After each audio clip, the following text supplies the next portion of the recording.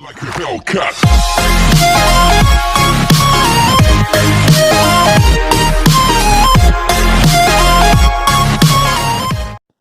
Okay, તો ચાલો છોકરાઓ આપણે આગળ વધીએ.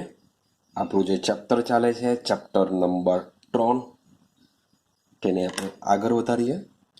તો નેક્સ્ટ પોઈન્ટની વાત કરીએ. આપણો જે નેક્સ્ટ પોઈન્ટ છે જે આપણે સમજવાના છે આજે એ છે આપણો ઇલેક્ટ્રોન પ્રાપ્તિ એન્થાલ્પી.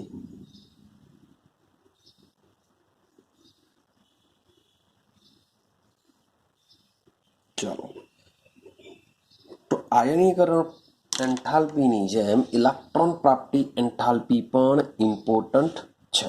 માટે તમારે શું કરવાનું છે ને ધ્યાન આપવાનું છે. તો સમજો, સૌથી પહેલા એની વ્યાખ્યા ડિસ્કશન કરીએ. નામ જ જો એનું ઇલેક્ટ્રોન પ્રાપ્તિ. પ્રાપ્તિનો મતલબ થાય પ્રાપ્ત કરવું. પ્રાપ્ત કરવું એટલે કે મેળવવું. તો છે ઇલેક્ટ્રોન મેળવવું, એવું કહી શકીએ આપણે. ઇલેક્ટ્રોન પ્રાપ્તિ એટલે કે ઇલેક્ટ્રોન પ્રાપ્ત કરવું. પ્રાપ્તનો મતલબ શું થાય? મેળવવું. માટે કહી શકાય કે જ્યારે વાયુરૂપ તટસ્થ પરમાણુ, 100%ની વાત છે, આપણે લેશું તો શું તટસ્થ પરમાણુ જ લેશું ને તે પણ વાયુ અવસ્થામાં. જેમ આયનીકરણ એન્થાલ્પીમાં પણ સેમ આ જ વાત કરીને આવ્યા કે વાયુરૂપ તટસ્થ પરમાણુ, અહીંયા પણ આપણે વાયુરૂપ જ લેશું. તો વાયુરૂપ તટસ્થ પરમાણુ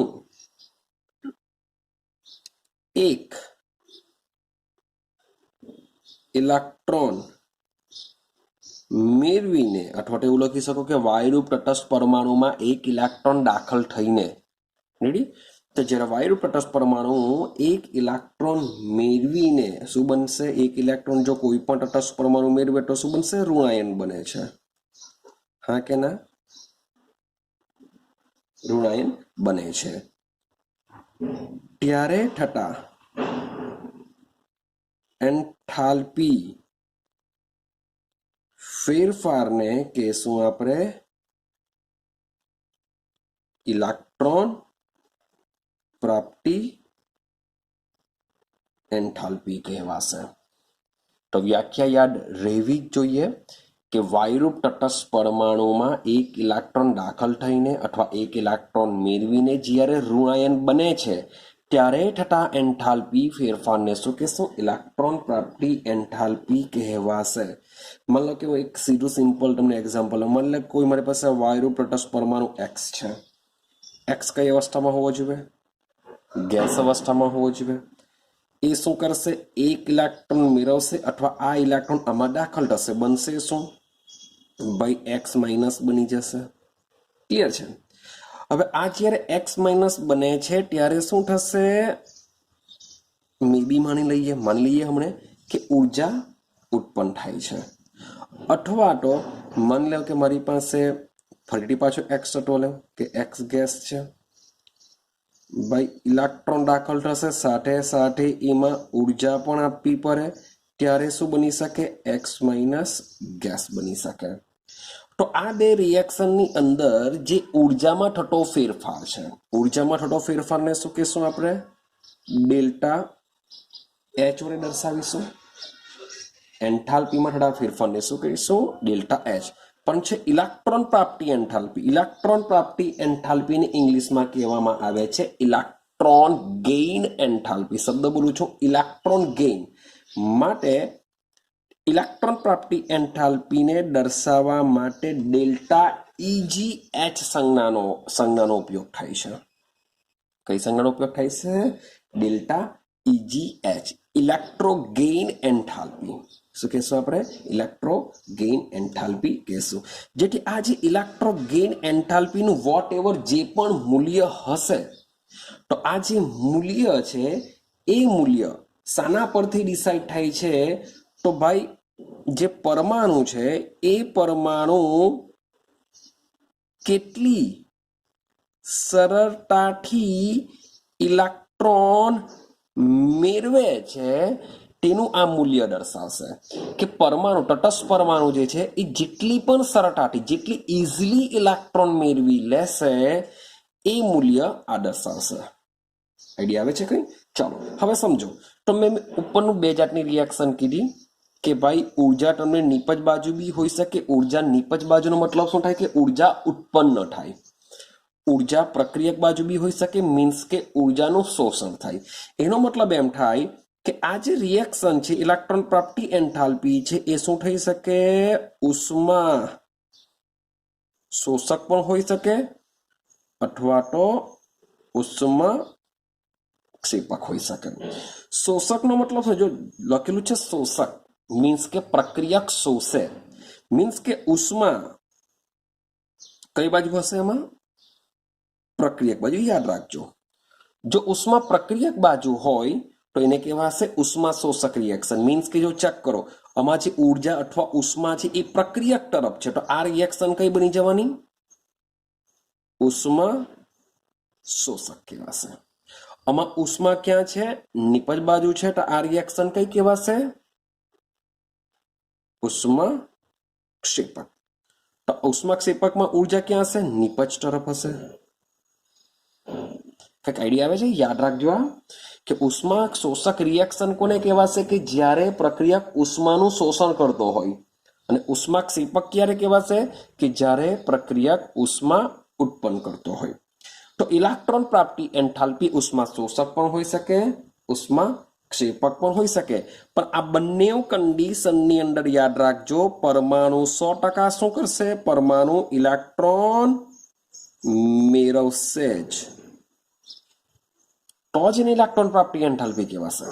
માટે ઇલેક્ટ્રોન પ્રાપ્તિ એન્થાલ્પી ઉષ્મા શોષક પણ હોઈ શકે, ઉષ્મા ક્ષેપક પણ હોઈ શકે છે. તો હવે સમજીએ કે શું હશે. એક બીજી વસ્તુ, મોટે ભાગે જ્યારે પણ હવે ઉષ્મા શોષક હોય કે ક્ષેપક હોય તો સમજો જો કોઈ તત્વ જેટલી સરળતાથી ઇલેક્ટ્રોન મેળવશે, જો કોઈ તત્વ જેટલી સરળતાથી ઇલેક્ટ્રોન મેળવશે તેટલું ઇલેક્ટ્રોન પ્રાપ્તિ એન્થાલ્પીનું મૂલ્ય વધુ ઋણ હોય છે. શબ્દ બોલું છું, વધુ ઋણ હોય છે. કે જેટલો પણ ઇલેક્ટ્રોન ઇઝીલી ઇલેક્ટ્રોન મેળવવાની વાત કરે, સરળતાથી જો ઇલેક્ટ્રોન મેળવી લેશે તેટલો ઇલેક્ટ્રોન પ્રાપ્તિ એન્થાલ્પીનું મૂલ્ય કેવું હોય છે? વધુ ઋણ હોય છે. આઈડિયા આવી ગઈ? સેમ. તો ભાઈ સવાલ એવો આવે, આની જ વાત કરીએ, સવાલ એવો આવે કે એવું તો વળી કયું તત્વ છે કે સૌથી ઇઝીલી ઇલેક્ટ્રોન મેળવી લેશે અને એની ઇલેક્ટ્રોન પ્રાપ્તિ એન્થાલ્પીનું મૂલ્ય પણ વધુ ઋણ હશે, વધુ ઋણ જોવા મળશે? તો કયા તત્વો છે? તો સમજો વાત કરીએ સમૂહ 17ના તત્વો. સાની વાત ચાલે છે સમૂહ 17. તો સમૂહ 17ના તત્વોને શું કહીએ છીએ આપણે? હેલોજન્સ કહીએ છીએ. ભાઈ સમૂહ 17 છે તો હેલોજનની વાત કરીએ બાહ્યતમ કક્ષામાં બોલો કેટલા ઇલેક્ટ્રોન હોય છે? 7 ઇલેક્ટ્રોન હોય છે. માટે જો હેલોજને જો નિષ્ક્રિય વાયુ જેવી રચના પ્રાપ્ત કરવી હોય તો એક જ શબ્દ બોલું છું, એક જ ઇલેક્ટ્રોનની શું હોય છે? જરૂરત હોય છે. ક્લિયર થાય છે કે હેલોજન્સની બાહ્યતમ કક્ષામાં 7 ઇલેક્ટ્રોન આવેલા છે. જો એક ઇલેક્ટ્રોન મેળવી લે તો એ કોના જેવી રચના પ્રાપ્ત કરે? નિષ્ક્રિય વાયુ જેવી રચના પ્રાપ્ત કરે છે. સમજો પહેલું તત્વ છે ફ્લોરિન, નંબર છે 9. જો એક ઇલેક્ટ્રોન મળી જશે તો 10 થઈ જશે. 10 થઈ જશે એટલે કોણ બની જશે? નિયોન બની જશે. સેમ એક્ઝામ્પલ લઈ લો ક્લોરિન, નંબર છે 17. જો એક ઇલેક્ટ્રોન મળી જાય તો બની શું જશે? આર્ગોન બની જશે. આઈડિયા આવે છે કઈ? માટે સમૂહ 17ના જે હેલોજન્સ છે એ હેલોજન્સની બાહ્યતમ કક્ષામાં 7 ઇલેક્ટ્રોન હોય છે. એક જ ઇલેક્ટ્રોન મેળવાઈ જાય તો નિષ્ક્રિય વાયુ જેવી રચના પ્રાપ્ત કરી લેશે. માટે સમૂહ 17ના તત્વો શું કરે છે? ખૂબ જ સરળતાથી એક ઇલેક્ટ્રોન મેળવી લેશે.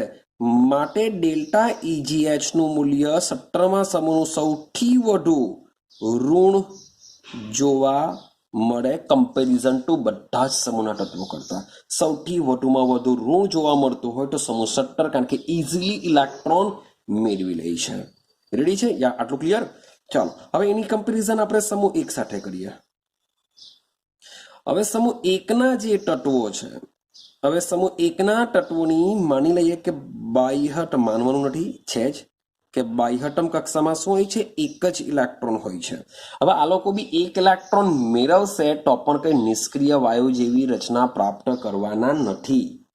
પણ આ લોકો શું કરવું પડે? એક ઇલેક્ટ્રોન ગુમાવવું પડે. એટલે કે આ લોકોની આયનીકરણ એન્થાલ્પી ઓછી હશે, પરંતુ વાત કરીએ ઇલેક્ટ્રોન પ્રાપ્તિ એન્થાલ્પીની તો ભાઈ કેવી જોવા મળશે? સૌથી ઓછી ઋણ જોવા મળશે. શું જોવા મળશે? સૌથી ઓછી ઋણ જોવા મળશે. પેલાની વધુ ઋણ જોવા મળે હેલોજન્સની, જે આલ્કલી સમૂહ છે, સમૂહ નંબર 1, જેની બાહ્યતમ કક્ષામાં એક જ ઇલેક્ટ્રોન હોય છે.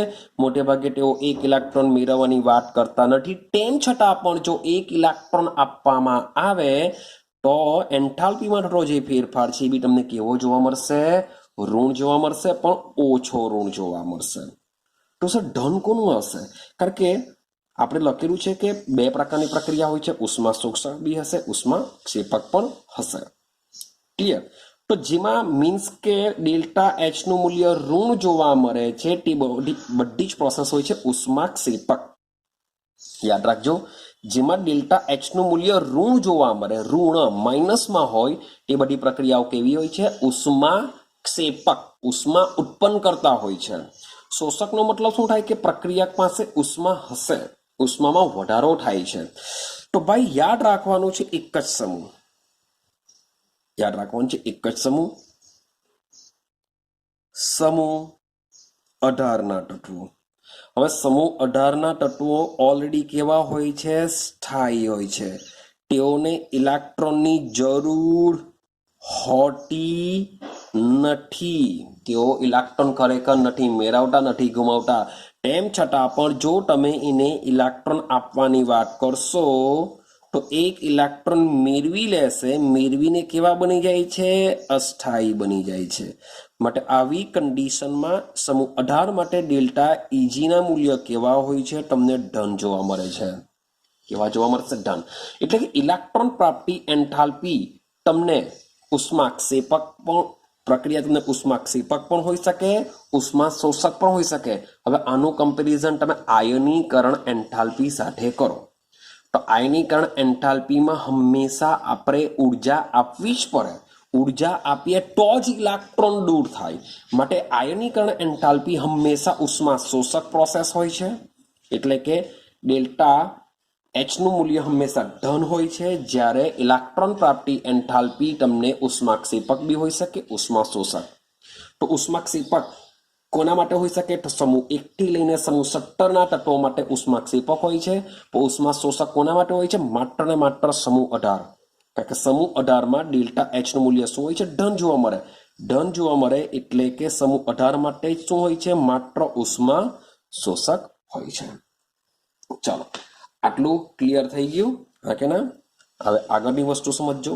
ચાલો હવે જોજો, હવે કમ્પેરિઝન આપણે આયનીકરણ એન્થાલ્પી અને ઇલેક્ટ્રોન પ્રાપ્તિ એન્થાલ્પી વચ્ચે કરીએ જ છે. તો એક બીજું જોજો કે તમને જે રીતના આયનીકરણ એન્થાલ્પી, આયનીકરણ એન્થાલ્પીમાં જે તમને ક્રમ જોવા મળે છે, પરિવર્તનનો ક્રમ કેવો જોવા મળતો હતો? નિયમિત જોવા મળતો હતો. પરંતુ ઇલેક્ટ્રોન પ્રાપ્તિ એન્થાલ્પીની વાત કરીએ, ઇલેક્ટ્રોન પ્રાપ્તિ એન્થાલ્પીની વાત કરીએ તો ઇલેક્ટ્રોન પ્રાપ્તિ એન્થાલ્પીમાં આ જે પરિવર્તનનો જે ક્રમ છે તે કેવો જોવા મળશે? ઓછો નિયમિત જોવા મળે. કેવું જોવા મળશે? ઓછો નિયમિત જોવા મળશે. તો રીઝન શું છે એની બી આપણે વાત કરીએ. ચાલો સમજો. સૌથી પહેલા આપણે આવર્ત કોષ્ટકમાં આવી જઈએ કે આવર્ત કોષ્ટકમાં શું થાય સમજો. તો આવર્ત કોષ્ટકની અંદર યાદ રાખજો, આવર્ત કોષ્ટકની અંદર વાત કરું છું પહેલા આવર્તમાં.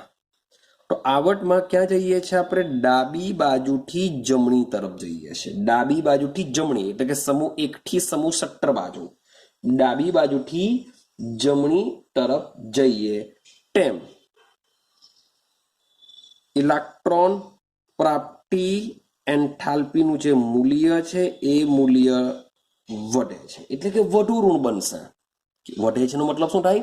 વધુ ઋણ તમને જોવા મળશે. વધે છે એટલે લખી દઈએ અહીંયા વધુ ઋણ જોવા મળશે. ક્લિયર છે? એટલે કે ખાલી સમૂહ 18 ને જો છોડી દેવું તો સમૂહ 1 થી લઈને 17 બધામાં જ ઇલેક્ટ્રોન પ્રાપ્તિ એન્થાલ્પીનું મૂલ્ય ઋણ જોવા મળશે. પણ ડાબી બાજુથી જો જમણી બાજુ જોવા જઈએ તેમ ઇલેક્ટ્રોન પ્રાપ્તિ એન્થાલ્પીનું મૂલ્ય કેવું જોવા મળશે? વધુ ઋણ જોવા મળશે. તો રીઝન શું છે સમજો. માન લો કે વાત કરું beryllium, boron, carbon, nitrogen, oxygen, fluorine. તો આવર્તના તત્વો છે આ, સમજતા જજો બરાબર. ભાઈ વાત કરું છું કેન્દ્ર. કેન્દ્રમાં કોણ આવશે? પ્રોટોન આવશે. તો આમાં કેટલા પ્રોટોન હશે? 4 પ્રોટોન હશે. આમાં 5 પ્રોટોન, આમાં 6 પ્રોટોન, આમાં 7 પ્રોટોન, આમાં 8 પ્રોટોન, આમાં 9 પ્રોટોન. હવે મેં તમને પરમાણુ ત્રિજ્યા વિશે બી અગાડી સમજાવેલું હતું કે જેમ જેમ ડાબી બાજુથી જમણી તરફ જશું એટલે કે બેરિલિયમથી ફ્લોરિન તરફ જશું તેમ તેમ કેન્દ્રમાં ચેક કરો કે પરમાણુય ક્રમાંક વધવાની સાથે કેન્દ્રમાં ધન વીજભાર વધતો જાય છે. કેવો થાય છે? ધન વીજભાર વધતો જાય છે. તો સમજો, માન લો કે આ કેન્દ્ર છે, રેડી? આ કેન્દ્ર છે અને બેરિલિયમનું જે અસરકારક જે પ્લસનો જે ભાગ હોય છે, સમજો એવું કે આજે મેં રેડ માર્કરથી દોરેલું છે, એવું સમજો કે કેન્દ્ર છે એ કેન્દ્ર આટલે સુધી મીન્સ કે એનો વીજભાર આવેલો છે. મીન્સ કે માન લો કે કોઈ મારી પાસે મેગ્નેટ હોય તો એનું બી ચુંબકીય ક્ષેત્ર હોય. એટલા ચુંબકીય ક્ષેત્રમાં જ શું કરી શકે? મે બી માની લે કે આયનને એ એટ્રેક્ટ કરી શકે. એકદમ કઈ કિલોમીટર દૂર જો હોય તો એ કંઈ એટ્રેક્ટ કરવાનું નથી. તો આ જે કેન્દ્ર છે, કેન્દ્રનો જે પ્રોટોન છે એ પ્રોટોનનો વીજભાર જેટલો હશે, માની લઈએ કે આટલો એનો વીજભાર છે, તો આટલા અંદર જેટલા બી ઇલેક્ટ્રોન હશે એ બધાને શું કરી શકે? ખેંચી શકે છે. પણ વાત કરીએ ફ્લોરિનની. મતલબ કે ફ્લોરિનની વાત કરીએ તો ફ્લોરિનનો આ કેન્દ્ર છે. તો ફ્લોરિનની અંદર જે 9 ઇલેક્ટ્રોન આવેલા છે એ આપણે ભણીને આવ્યા છે કે જેમ જેમ આવર્તમાં ડાબી બાજુથી જમણી તરફ જઈએ તે જે ઉમેરાતો ઇલેક્ટ્રોન છે એક સરખા મુખ્ય ક્વોન્ટમ આંકમાં ઉમેરતો જાય છે. મીન્સ કે તમે બોરોનથી લઈને ફ્લોરિન સુધી જશો તો બધામાં 2p કક્ષકમાં જ ઇલેક્ટ્રોન દાખલ થાય છે. એટલે કે કેન્દ્રથી ઇલેક્ટ્રોનનું અંતર વધતું નથી, પણ સાથે સાથે અસરકારક જે વીજભાર છે એની જે રેન્જ છે એ રેન્જ તો શું થવાની? ભાઈ વધતી જ જશે. માટે ઇલેક્ટ્રોન ભલે ભાઈ ફ્લોરિનનું કદ માની લો કે આટલું તમને જોવા મળતું હોય, માની લો કે ફ્લોરિનનું કદ આટલું જોવા મળતું હોય, તેમ છતાં પણ એનો અસરકારક વીજભાર મે બી કેવો હશે? વધારે હોઈ શકે. આઈડિયા આવે છે હું શું સમજાવવા માંગુ છું? આ શું છે? કેન્દ્રનો માની લઈએ અસરકારક વીજભાર છે, મીન્સ કે આની રેન્જ છે. આટલી રેન્જ સુધી ઇલેક્ટ્રોન જો બીજો કોઈ આવે તો બી ખેંચી લેશે એને. જ્યારે કદ તો માત્ર આટલું જ છે, મીન્સ કે અહીંયા ઇલેક્ટ્રોન રહેલો છે એવું સમજો. ફ્લોરિનનો જે છેલ્લો ઇલેક્ટ્રોન છે આટલે રહેલો છે, પણ તેમ છતાં બી એનો અસરકારક વીજભાર કેવો હશે? એ ઇલેક્ટ્રોનથી દૂર સુધી વિસ્તરેલો હોય છે. માટે સમજો આનો આટલે છે, આનો દૂર, મીન્સ કે જેમ જેમ વધે તેમ આના કરતા આના કેન્દ્રનો વીજભાર કેવો હશે? વધારે હશે. વધારે હશે તો એને પોતાના છેલ્લા ઇલેક્ટ્રોન કરતા બી દૂર એનો વીજભાર હોય છે. જ્યારે આમાં છેલ્લા ઇલેક્ટ્રોન કરતા એની જે રેન્જ હોય છે આના કરતા આમાં ઓછી હોય છે. માટે આમાં જે ઇલેક્ટ્રોનને ખેંચવાની ક્ષમતા છે એ કેવી હશે? ઓછી હશે. જ્યારે આમાં ઇલેક્ટ્રોનને ખેંચવાની ક્ષમતા કેવી હોય છે? વધારે હોય છે. માટે આ જે તત્વો છે, ફ્લોરિન તત્વો છે, એ શું કરશે? ઇઝીલી ઇલેક્ટ્રોનને મેળવી લેશે, ઇઝીલી ઇલેક્ટ્રોનને ખેંચી લેશે કમ્પેરિઝન ટુ બેરિલિયમ. ક્લિયર થાય છે? માટે પરમાણ્વીય ક્રમાંક ડાબી બાજુથી જમણી તરફ જઈએ તેમ પરમાણ્વીય ક્રમાંક વધે, અસરકારક કેન્દ્રીય વીજભાર વધે, માટે એ લોકો શું કરે છે? સરળતાથી ઇલેક્ટ્રોન શું કરી લેશે? મેળવી લેશે. અને સરળતાથી ઇલેક્ટ્રોન મેળવીને શું કરશે? નિષ્ક્રિય વાયુ જેવી રચના પ્રાપ્ત કરી શકે છે. માટે જ ડાબી બાજુથી જમણી તરફ જઈએ તેમ ઇલેક્ટ્રોન પ્રાપ્તિ એન્થાલ્પીનું મૂલ્ય કેવું થતું જાય છે? વધુ ઋણ થતું જાય છે. આઈડિયા આવે છે કન્સેપ્ટ? આવર્તમાં શું થશે? બધી આવર્તમાં આ જ પ્રમાણે થશે. તો એનો મતલબ એક શોર્ટ એન્ડ સિમ્પલ કહી રાખો. એનો મતલબ શું થાય કે આપને ખબર છે કે આવર્તમાં ડાબી બાજુથી જમણી તરફ જઈએ તેમ કદ ઘટે, એટલે કે જેનું કદ નાનું હશે તેની ઇલેક્ટ્રોન પ્રાપ્તિ એન્થાલ્પી બોલો કેવી હશે? વધુ ઋણ, એટલે કે વધે. જેનું કદ નાનું તેની ઇલેક્ટ્રોન પ્રાપ્તિ એન્થાલ્પી વધારે. દિમાગમાં ફિટ કરી દેજો. કદ નાનું, ઇલેક્ટ્રોન પ્રાપ્તિ એન્થાલ્પી વધારે. તો વિચારો સમૂહમાં શું થાય? તો સમૂહમાં માની લો કે ઉપરથી નીચે તરફની વાત કરીએ તો ઉપરથી નીચેમાં શું થાય? ભાઈ પરમાણ્વીય ક્રમાંક શું થવાનો? વધવાનો. પરમાણ્વીય ક્રમાંક વધે તો ભાઈ જે દાખલ થતો જે છેલ્લો ઇલેક્ટ્રોન છે ઓલરેડી કેન્દ્રથી દૂર જશે. તો જે આમાં પાછી સ્કિનિંગ અસર કામ કરે. તો કેન્દ્રનો વીજભાર જે પોતાના જ ઇલેક્ટ્રોન છે તેને જ જો મળતો ન હોય તો બિચારા નવો જે દાખલ થતો છે તેને તો શું ખેંચવાનો? આઈડિયા આવે છે? કંઈ યાદ કરો. પરમાણુ ત્રિજ્યા એની એન્થાલ્પીમાં સમજાને આવ્યા કે ઉપરથી નીચે જઈએ તેમ તેમ મુખ્ય ક્વોન્ટમાર્ક વધે. મુખ્ય ક્વોન્ટમાર્ક વધે તો સમૂહમાં સ્કિનિંગ અસર બી એટલી પ્રબળ બને. સ્કિનિંગ અસર પ્રબળ બને તો અંદરની કક્ષાના જ ઇલેક્ટ્રોન બધો વીજભાર શું કરશે? ખેંચી લેતા હોય છે. અને બાહ્યતમ કક્ષાના ઇલેક્ટ્રોન પર વીજભાર ઓછો મળતો હોય છે. તો પોતાના જ ઇલેક્ટ્રોનને જો વીજભાર ઓછો મળતો હોય તો જો આપણે જો નવો દાખલ કરીએ તો એ બિચારાને તો કંઈ વીજભાર મળવાનો નથી. માટે ઉપરથી નીચે તરફ જઈએ તેમ શું થશે? ઇલેક્ટ્રોન પ્રાપ્તિ એન્થાલ્પી શું થશે? મૂલ્ય ઓછું ઋણ જોવા તમને મળશે અથવા તો ઘટશે, એવું બી કહી શકો. શું થશે? સમૂહમાં ઉપરથી નીચે તરફ જઈએ તેમ ઇલેક્ટ્રોન પ્રાપ્તિ એન્થાલ્પીનું મૂલ્ય શું થતું હોય છે? તમને ઘટતું જોવા મળે છે. ક્લિયર છે? હા કે ના? આટલું ક્લિયર? ચાલો, હવે તમારે આમાં પણ બે વસ્તુ, બે અપવાદ તરીકે, એમ તો ખરેખર રૂલ્સ એન્ડ રેગ્યુલેશન છે પણ બે અપવાદ તરીકે તમારે યાદ રાખવાનું છે. શું યાદ રાખવાનું છે? બરાબર સમજો. ચાલો સમજો બરાબર. ફ્લોરિનની નીચે શું આવે? ક્લોરીન આવે. ફ્લોરિનની નીચે ક્લોરીન આવશે. ક્લિયર છે? ચાલો, બીજું આ બાજુ ઓક્સિજન આવશે, નીચે સલ્ફર આવશે. આ બંને સમૂહના તત્વો મેં લખેલા છે. ફ્લોરિન નીચે ક્લોરીન, મીન્સ કે આ સમૂહ નંબર 17 છે, આ સમૂહ નંબર 16. યાદ છે ને? સમૂહ નંબર 16 ને આપણે શું કે ચાલ્કોજન કહીએ છીએ, યાદ રાખજો. આને હેલોજન્સ કહીએ છીએ. તો મેં લખેલું છે અહીંયા સમૂહમાં ઉપરથી નીચે તરફ જઈએ તેમ ઇલેક્ટ્રોન પ્રાપ્તિ એન્થાલ્પીનું મૂલ્ય ઓછું ઋણ જોવા મળે. મીન્સ કે ફ્લોરિન કરતા ક્લોરીનનું મૂલ્ય કેવું જોવા મળતું હોવું જોઈએ? ઓછું ઋણ જોવા મળતું હોવું જોઈએ. હા કે ના?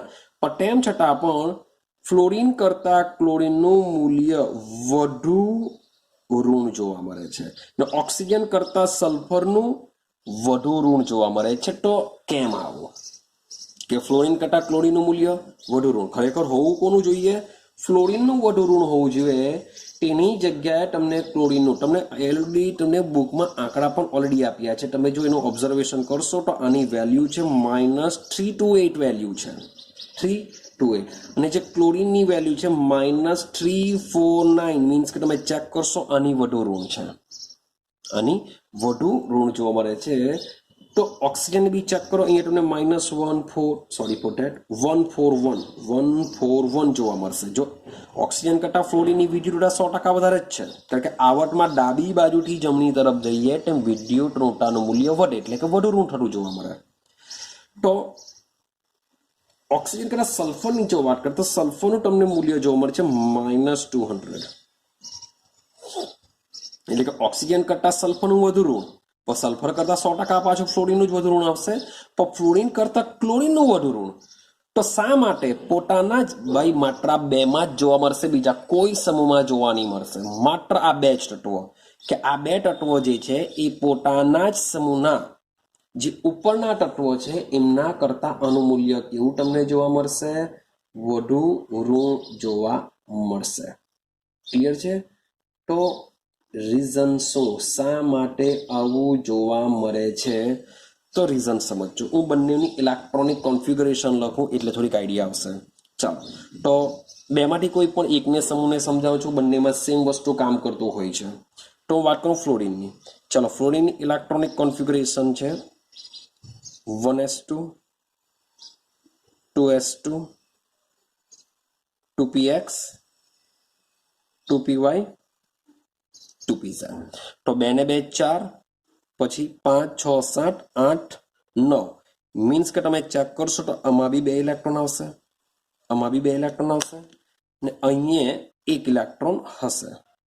એવું સમજીએ, અહીંયા 1 ઇલેક્ટ્રોન થઈ ગયા. 2 ને 2 4 5 6 8 ને 9, 9 એનો નંબર હોય છે. હવે જ્યારે 1 ઇલેક્ટ્રોન દાખલ થાય છે ત્યારે એ ઇલેક્ટ્રોન ભાઈ આમાં જ દાખલ થવાનો, +1 થઈ જશે. મીન્સ કે જો બોક્સ પ્રમાણે જો આને માત્ર દર્શાવો, એકચ્યુઅલી બધા જ બોક્સ પ્રમાણે દર્શાવી શકીએ, તો 1 ઇલેક્ટ્રોન મીન્સ કે આ રીતના દાખલ હશે ને બીજો ઇલેક્ટ્રોન અહીંયા આવીને બેસે. તો ભાઈ આ બે વચ્ચે શું થવાનું, અપાકર્ષણ થવાનું. આ બે વચ્ચે શું થશે, અપાકર્ષણ થશે. ક્લિયર? એવી રીતના સેમ હું ક્લોરીનની લખું. ક્લોરીનમાં શું થશે, હું બોક્સ તરીકે દર્શાવું છું બધાને. માન લો કે આપણો 1s, સોરી ફોર ધેટ, અહીંયા સમજી લેજો, અહીંયા આવશે નિયોન. નિયોન સુધીના 10 ઇલેક્ટ્રોન આવી જશે. તો અહીંયા શું આવશે, 3s,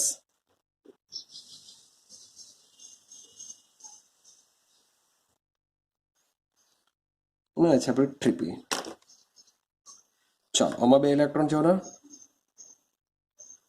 પછી 17 13 14 15 16 17, આ ઓલરેડી આ રીતનું ગોઠવાયેલું છે.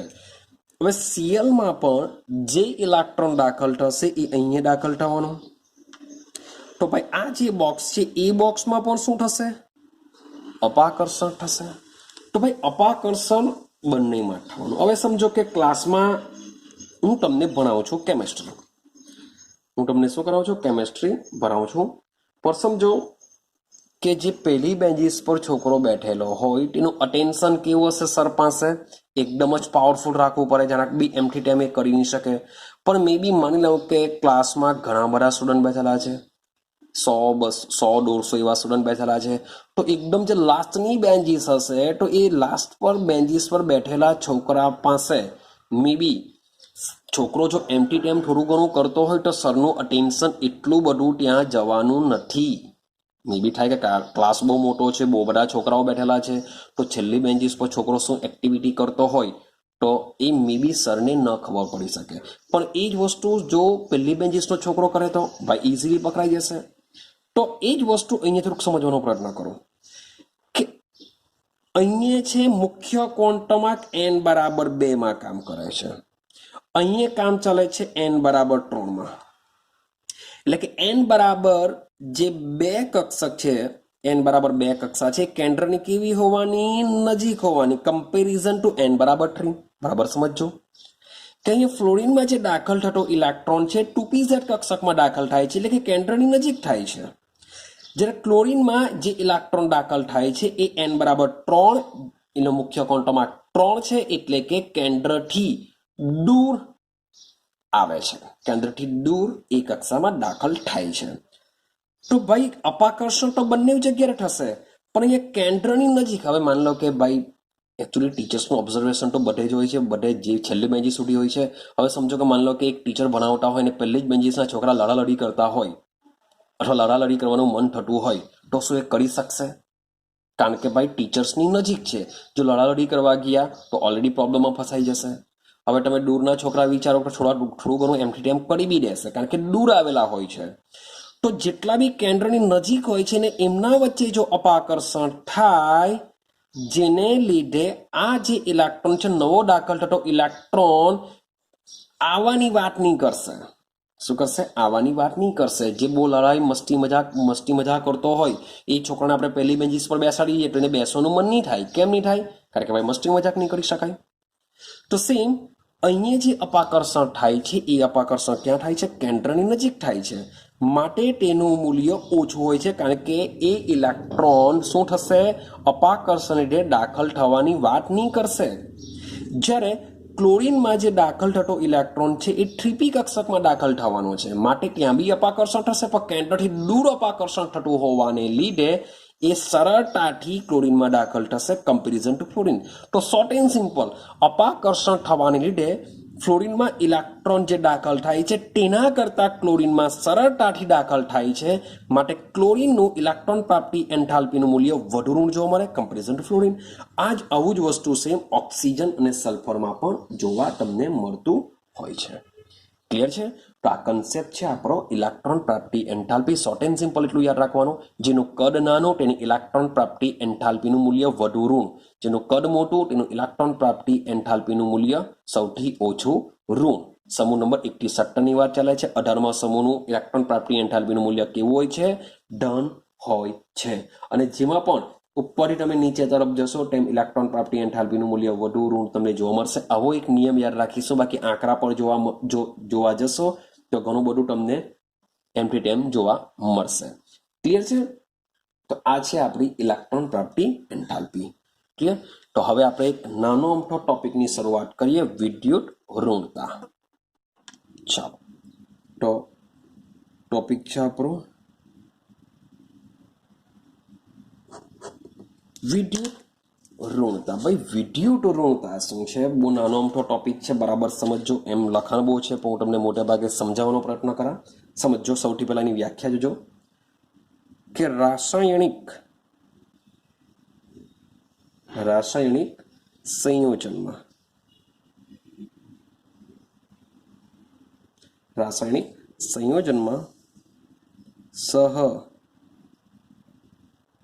સહસંયોજક બંધના શબ્દો જોજો કે હું વાત ખાલી શાની કરું છું? સહસંયોજક બંધ, કે જે પરમાણુ વચ્ચે સહસંયોજક બંધ હોય છે તેની વાત ચાલે છે. તો રાસાયણિક સંયોજનમાં સહસંયોજક બંધના ઇલેક્ટ્રોન યુગ્મને, એટલે કે બંધ બનાવવા માટે જે ઇલેક્ટ્રોન છે એ ઇલેક્ટ્રોન યુગ્મને, એટલે કે રાસાયણિક સંયોજનમાં સહસંયોજક બંધના ઇલેક્ટ્રોન યુગ્મને પોતાની તરફ આકર્ષિત કરવાની પરમાણુની ક્ષમતાને, પોતાની તરફ આકર્ષિત કરવાની પરમાણુની ક્ષમતાને, અથવા ક્ષમતા ના લખીએ આપણે, ગુણાત્મક માપનને કહેશું વિદ્યુત ઋણતા, જેને ઇંગ્લિશમાં કહેવામાં આવે છે ઇલેક્ટ્રોનેગેટિવિટી. શું કહેશું? ઇલેક્ટ્રોનેગેટિવિટી. તો સમજો, માન લો કે મારી પાસે હાઇડ્રોજન છે, મારી પાસે ફ્લોરિન છે. આની બાહ્યતમ કક્ષામાં કેટલા ઇલેક્ટ્રોન હોય છે? 7 ઇલેક્ટ્રોન હોય છે. આની પાસે કેટલા ઇલેક્ટ્રોન હોય છે? 1 ઇલેક્ટ્રોન હોય છે.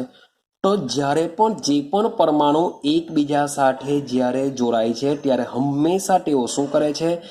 એવી રીતના ઇલેક્ટ્રોનની ભાગીદારી કરે કે જેથી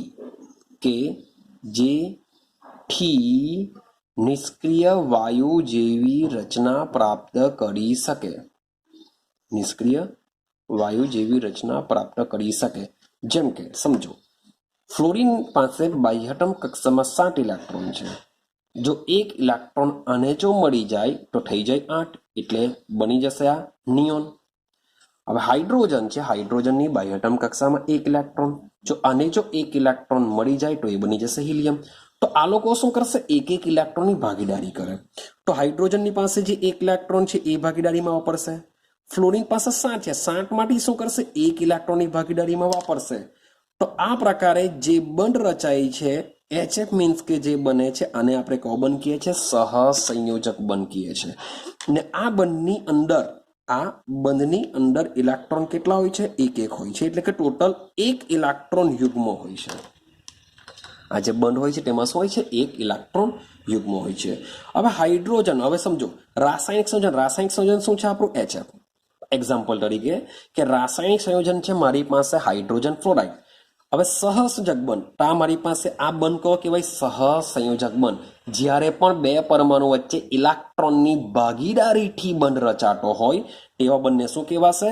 સહસંયોજક બંધ. વેઇટ એન્ડ વોચ કરો, મીન્સ કે આના પછીનું જે ચેપ્ટર છે તેમાં આ જ બધી વસ્તુ ભણવાના છે આપણે, કે રાસાયણિક સંયોજનની રચના કેવી રીતના થઈ શકે, શા માટે થશે, કેટલા ઇલેક્ટ્રોનની ભાગીદારી થાય, એ બધું ડિટેલમાં ભણવાના છે આપણે.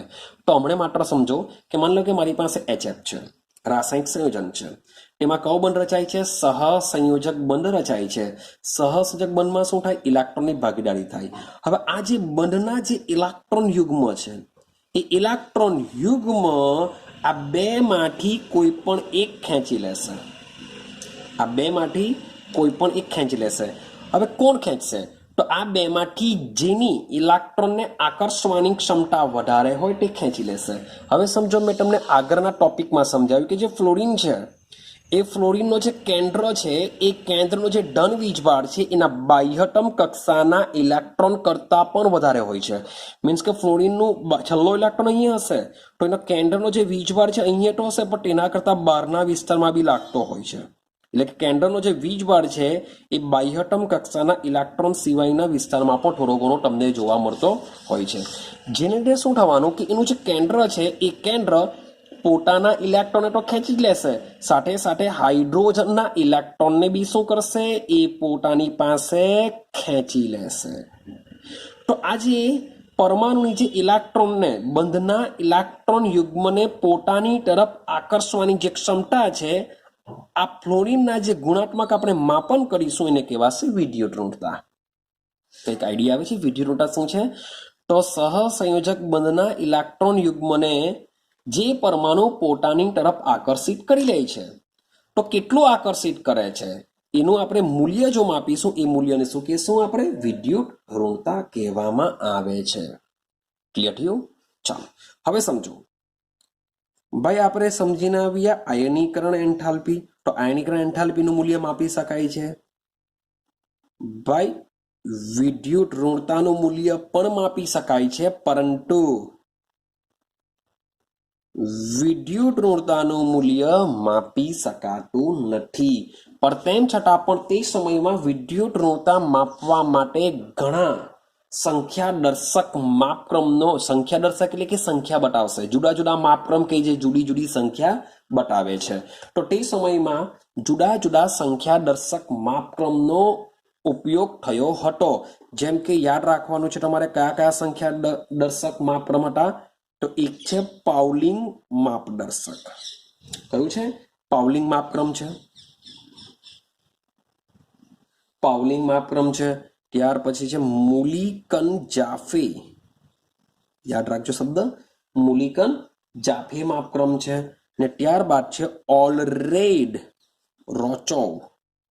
ઓલરેડ રોચોવ સમથિંગ નામ છે. તો ઓલરેડ રોચોવ, આ ત્રણ માપક્રમનો ઉપયોગ તે સમયે થતો હતો.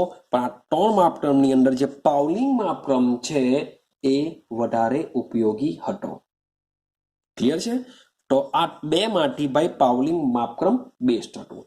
હવે પાઉલિંગ માપક્રમનો મતલબ એમ થાય કે ભાઈ વૈજ્ઞાનિક પાઉલિંગ, કોણ વૈજ્ઞાનિક હશે? આ વૈજ્ઞાનિક પાઉલિંગે આ માપક્રમ આપ્યો હોવો જોઈએ. અને તે સમયમાં વૈજ્ઞાનિક પાઉલિંગે પોતાની રીતે ફ્લોરિનને ઇલેક્ટ્રોન આકર્ષવાની ક્ષમતામાં, મીન્સ કે ફ્લોરિનને સૌથી, લખી દેવું છે અહીંયા, સૌથી વધુ ઇલેક્ટ્રોન આકર્ષવાની ક્ષમતા ગણીને તેનું વિદ્યુતઋણતાનું મૂલ્ય 4 ગણી લીધું હતું. એટલે ફ્લોરિને પોતાની રીતે જ સૌથી વધુ ઇલેક્ટ્રોન આકર્ષવાની ક્ષમતા ગણીને તેનું મૂલ્ય કેટલું લઈ લીધું હતું? 4 લઈ લીધું હતું. ક્લિયર છે? ચાલો અને આનો ઉપયોગ કરીને બીજા તત્વોના મૂલ્યને દર્શાવવામાં આવ્યા હતા. હવે યાદ રાખજો કે ભાઈ ફ્લોરિનનું મૂલ્ય વિદ્યુત રોટાનું મૂલ્ય 4 છે. શું બધા જ સંયોજનમાં 4 જોવા મળશે? સવાલ એવો આવે, શું બધા જ સંયોજનમાં સમાન જોવા મળે? તો ના, કે વિદ્યુત ઋણતાનું જે મૂલ્ય છે એ કોઈ પણ તત્વનું મૂલ્ય અચર હોતું નથી. મીન્સ કે ફ્લોરિનનું 4 આપેલું છે પણ એ 4 હોઈ પણ શકે અથવા ન પણ હોઈ શકે. એનું રીઝન એવું છે કે ફ્લોરિન સાથે બીજું કયું તત્વ જોડાયેલું છે એના ઉપર આધાર રહેશે.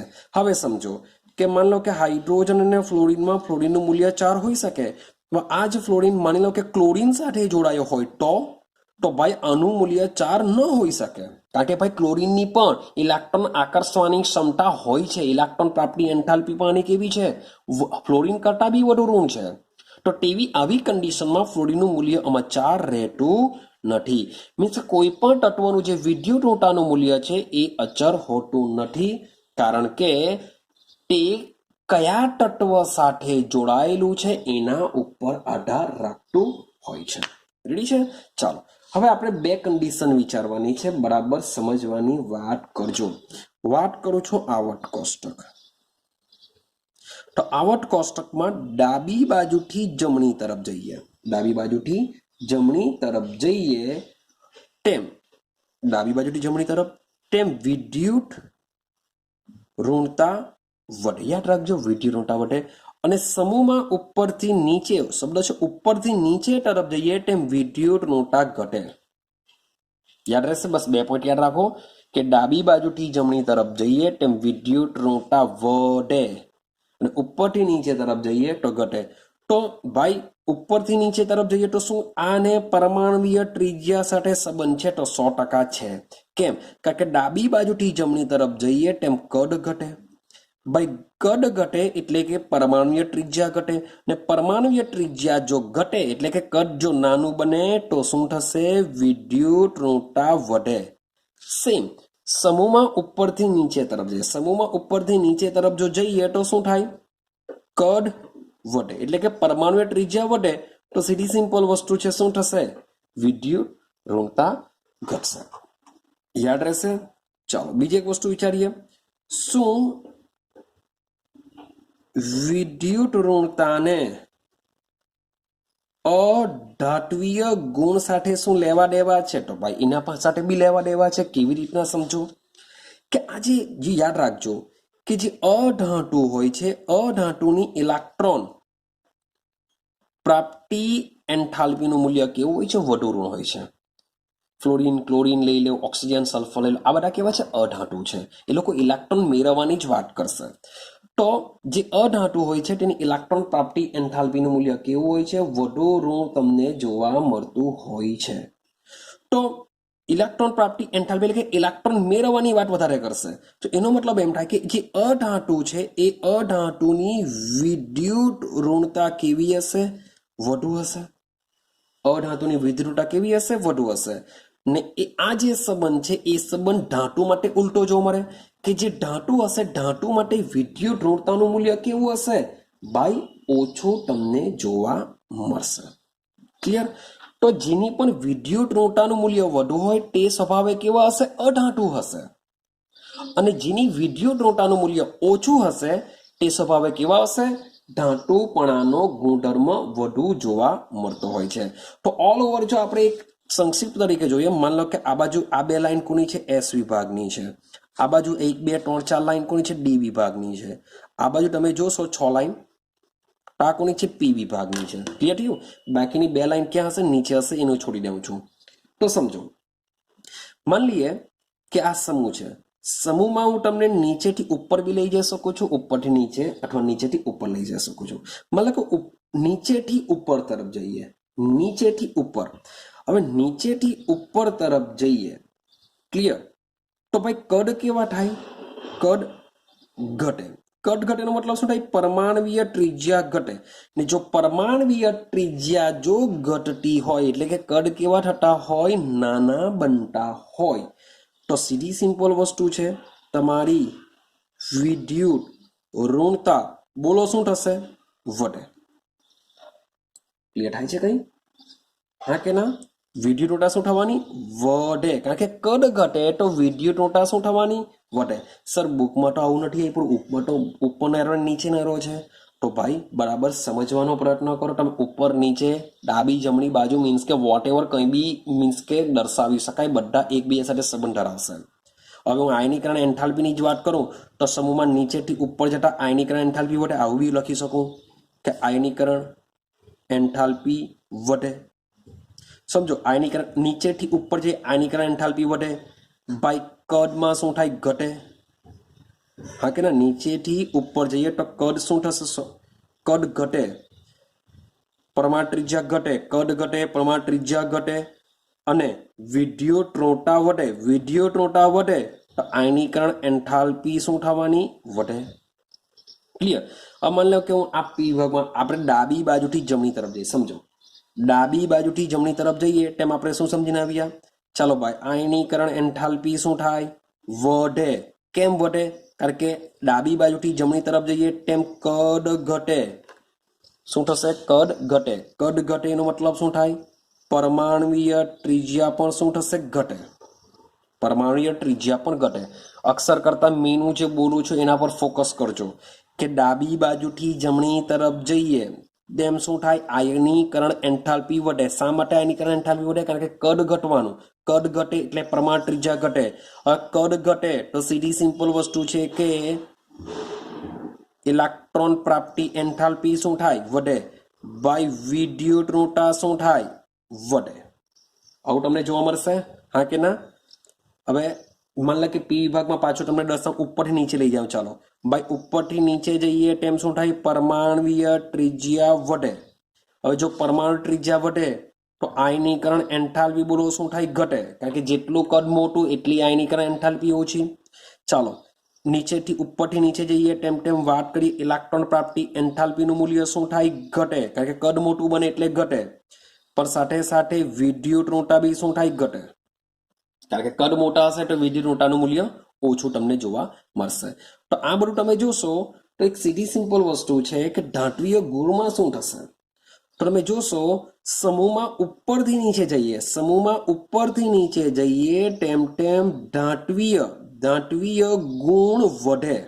ઉપરથી નીચે ધાત્વિય ગુણ વધે અને ડાબી બાજુથી જમણી, શબ્દ બોલું છું, ડાબી બાજુથી જમણી તરફ જઈએ તેમ તેમ ધાત્વિય ગુણ ઘટે. ડાબીથી જમણી બાજુ જઈએ તેમ તેમ ધાત્વિય ગુણ ઘટે. એનો મતલબ એમ થાય કે ડાબીથી જમણી ધાત્વિય ગુણધર્મ ઘટે ને પાછું ઉપરથી નીચે વધે. ઉપરથી નીચે વધે તો એનો મતલબ એમ થાય કે આપણે જેમ ક્રોસમાં જો લાઈન દોરીએ તો આ ક્રોસમાં લાઈનમાં ધાતુપણાનો ગુણધર્મ વધતો હોય છે. આવર્ત કોષ્ટકમાં કે ઉપર તમને અધાતુ જોવા મળે, સમૂહમાં ઉપર કેવી જોવા મળે? અધાતુ. ને આ બાજુ એસ વિભાગમાં તમે નીચે આવશો તો અહીંયા લખેલું છે કે ઉપરથી નીચે ધાતુપણાનો ગુણધર્મ વધે. છે બધી ધાતુ જ, તેમ છતાં પણ આખા આવર્ત કોષ્ટકમાં જો વિચારીએ તો તમને પી વિભાગમાં જે ઉપર જોવા મળે છે ફ્લોરિન, ક્લોરિન, એ બધી કેવી છે? અધાતુ છે. એમાં ધાતુપણાનો ગુણધર્મ ઓછો હોય. એટલે કે ઉપરથી નીચે તરફ જો આવીએ ક્રોસમાં જો ઉપરથી નીચે તરફ આવીએ તો શું થશે? ધાત્વિય ગુણધર્મ વધુ જોવા મળશે. આના કરતા ઉલટું વિચારો કે આવર્ત કોષ્ટકમાં ક્રોસમાં નીચેથી આપણે ઉપર તરફ જઈએ એટલે કે તમને સિઝિયમથી લઈને તમે ઉપર ફ્લોરિન પાસે જશો તો ભાઈ શું થશે? અધાત્વીય ગુણધર્મ વધારો જોવા મળે છે.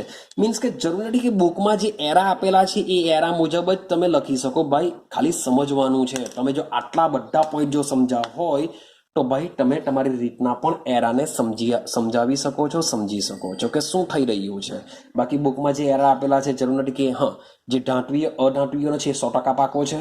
તમે શરૂઆતમાં તમે બુકમાં જોશો તો ઉપર સ્કાય બ્લુ કલરનો એરો આપેલો છે, લખેલું છે કે ઇલેક્ટ્રોન પ્રાપ્તિ એન્થાલ્પી ડાબી બાજુથી જમણી તરફ 100% વધે છે. હવે આ જ એરાને હું આ બાજુ લખી દઉં, આ બાજુનો બતાવી દઉં તો ભાઈ હું લખા કે ઇલેક્ટ્રોન પ્રાપ્તિ એન્થાલ્પી શું થાય? ઘટશે. કેમ ઘટે? કારણ કે કદ મોટા થાય છે. તો કંઈ બી બતાવી શકો, ડાબી બાજુથી જમણી તરફ બી બતાવી શકો, જમણી બાજુથી ડાબી બાજુ બતાવી શકો, ઉપરથી નીચે બતાવી શકો, નીચેથી ઉપર બતાવી શકો, વોટ એવર જે બી બતાવવું હોય તે તમે બતાવી શકો છો. તમારા દિમાગમાં ક્લિયર હોવું જોઈએ કે 3 વસ્તુ માટે વાત કરું. જેમ કદ નાનું હશે તેમ પરમાણુ ત્રિજ્યા ઓછી. કદ નાનું માટે આયનીકરણ એન્થાલ્પી વધારે. કદ નાનું માટે ઇલેક્ટ્રોન પ્રાપ્તિ એન્થાલ્પી અને વિદ્યુતઋણતા વધુ ઋણ જોવા મળે. રેડી. હવે જેમ કદ મોટું તેમ આયનીકરણ ત્રિજ્યા વધારે. આયનીય ત્રિજ્યા વધારે અથવા તો પરમાણુ ત્રિજ્યા વધારે. કદ મોટું માટે આયનીકરણ એન્થાલ્પીનું મૂલ્ય ઓછું. આયનીકરણ એન્થાલ્પીનું મૂલ્ય ઓછું જોવા મળશે. વિદ્યુતઋણતા બી તમને ઓછી જોવા મળશે અને સાથે સાથે ઇલેક્ટ્રોન પ્રાપ્તિ એન્થાલ્પી પણ તમને ઓછી જોવા મળશે. હવે જેના કદ મોટા હોય ને તે મોટે ભાગે શામાં જોવા મળશે? ધાતુ તરીકે જોવા મળશે. જેના કદ મોટા એ ધાતુ. કેમ? કારણ કે ઇઝીલી ઇલેક્ટ્રોન ગુમાવવાની વાત કરશે. જેના કદ નાના હોય છે તે મોટે ભાગે અધાતુ હોય છે. કેમ? કારણ કે ઇઝીલી ઇલેક્ટ્રોન મેળવવાની વાત કરશે. તો એક દિમાગમાં ફિટ કરો કે ધાતુની ટેન્ડન્સી શું હોય? ઇલેક્ટ્રોન ગુમાવવાની હોય. અધાતુની ટેન્ડન્સી શું હોય? ઇલેક્ટ્રોન મેળવવાની હોય છે. તો આ બધી જ વસ્તુ શું છે? એમના ભૌતિક ગુણધર્મો વિશે છે. ક્લિયર છે? તો અહીં આપણે તત્વોના ભૌતિક ગુણધર્મો આપણે કમ્પ્લીટ કર્યા છે. તો હવેથી આપણે નેક્સ્ટ વિડીયોની અંદર આપણે વાત કરીશું તેઓના રાસાયણિક ગુણધર્મોમાં. તો રાસાયણિક ગુણધર્મોમાં કેવું એમની આવર્તી વલણ જોવા મળશે, એમની પ્રતિક્રિયાત્મકતા શું હશે, તો એ બધું જે ડિસ્કશન છે એ હવે આપણે આના પછીના વિડીયોમાં કરીશું. તો બસ આજના માટે આટલો જ વિડીયો આપણે રાખીએ છીએ, જેમાં આપણે એના ભૌતિક ગુણધર્મને કમ્પ્લીટ કરી રહ્યા છે. તો નેક્સ્ટ વિડીયોથી આપણે વાત કરીશું એના રાસાયણિક ગુણધર્મો વિશે. તો આઈ હોપ સો કે આ જેટલા પણ ભૌતિક ગુણધર્મો ચાલેલા છે ઇમ્પોર્ટન્ટ છે, એને તમે કોઈ પણ હિસાબે કમ્પ્લીટ કરો. વિડીયો જો નહીં ખબર પડે તો વારંવાર જો અને ટ્રાય કરો એને સમજવાની કે શું કહેવા માંગે છે. ને આ વસ્તુ સમજશો તો જ તમને ઇન્ટરેસ્ટિંગ લાગશે, તો જ એના VSQ હોય કે તમને JEE નીટમાં MCQ પૂછાયા હોય તો જ તમે સોલ્વ કરી શકશો. અને હા, બધામાં અપવાદ જરૂરથી કરજો, કારણ કે મોટે ભાગે અપવાદ જ પૂછાતા હોય છે. તો મળીશું હવે નેક્સ્ટ વિડીયોની અંદર.